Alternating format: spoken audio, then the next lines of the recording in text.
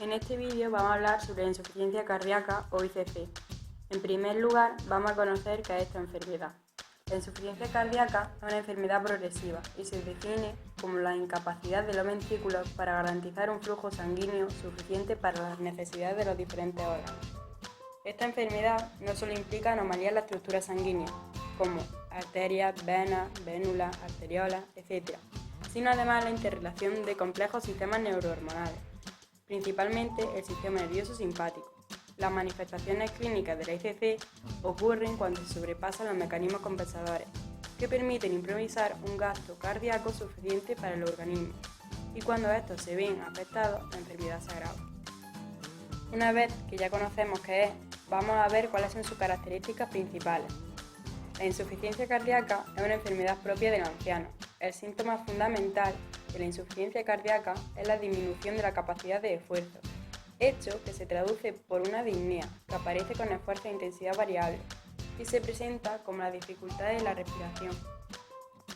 El ecocardiograma es el examen primordial que debe de realizarse en primera instancia ante la sospecha de ICC.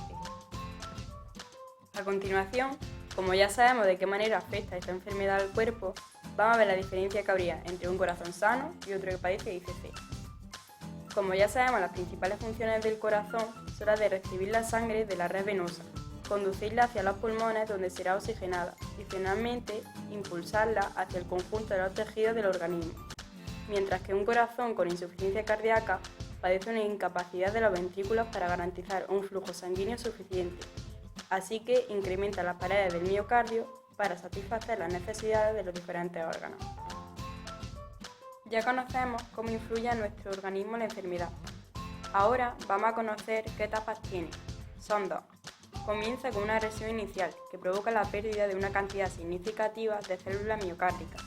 A esto le sigue el daño que provoca a los mecanismos compensadores, provocando la disminución de la capacidad del ventrículo durante la sístole. Más tarde se produce el agotamiento de los mecanismos compensadores, que intentan llegar a un estado de equilibrio y restaurar la función cardíaca previa a la lesión.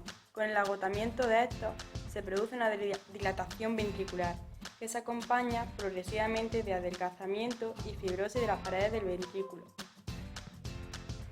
Según esto, se pueden establecer dos tipos de ICC. ICC establecida, en la que aparece un déficit de contractilidad del corazón y el gasto cardíaco se reduce bruscamente. O la ICC diastólica, en la que se produce un trastorno en el llenado del ventrículo izquierdo, y no a la disminución de la capacidad del ventrículo para eyectar la sangre que contiene.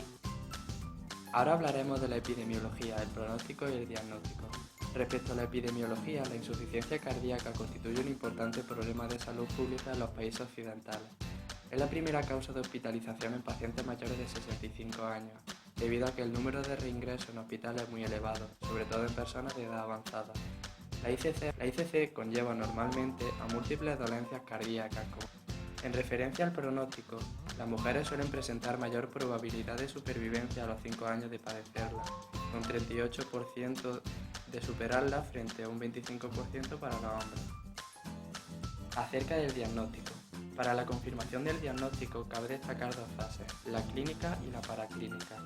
En la clínica, los principales signos para establecer el diagnóstico serían, como ya dijimos, la disnea, la tos, que resulta engañosa y a la que hay que estudiar si viene con el esfuerzo o posición de decúbito, la taquicardia y la paraclínica. Dentro de las técnicas paraclínicas cabe destacar la ecocardiografía, siendo un examen primordial si se tiene sospecha de ICC. La radiografía de tórax, la cardiomegalia y las anomalías pulmonares son elementos orientadores, pero no específicos.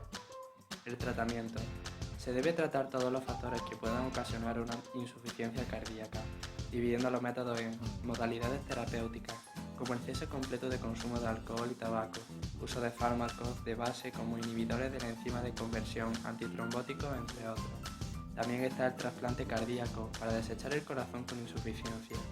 Y por último, la estrategia terapéutica. El tratamiento de la enfermedad se empezó a transformar a partir de la década de los 80, gracias a un mejor conocimiento de la misma.